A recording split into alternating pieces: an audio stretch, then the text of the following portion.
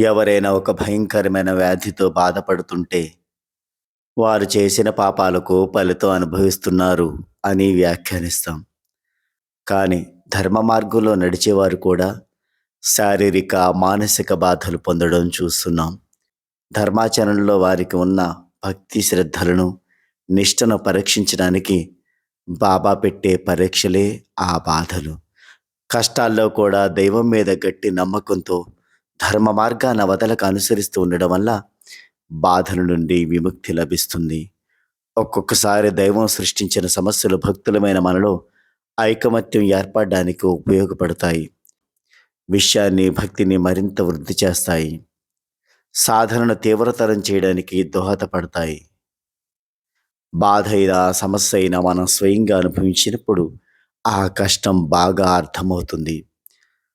అప్పుడు మనలాగే బాధపడుతున్న వారి దుఃఖాన్ని అంచనా వేయగలుగుతాము.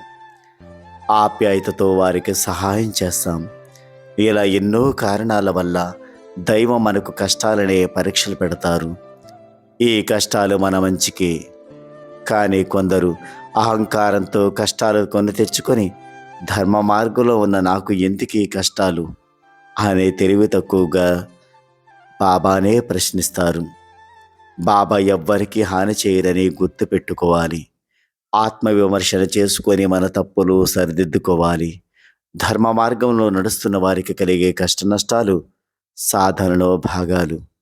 మనకు ధైర్యాన్ని ఇచ్చి భక్తిని దృఢం చేసి మనల్ని తరింపజేస్తారు బాబా. హాని మాత్రం ఎప్పుడూ కలిగించరు.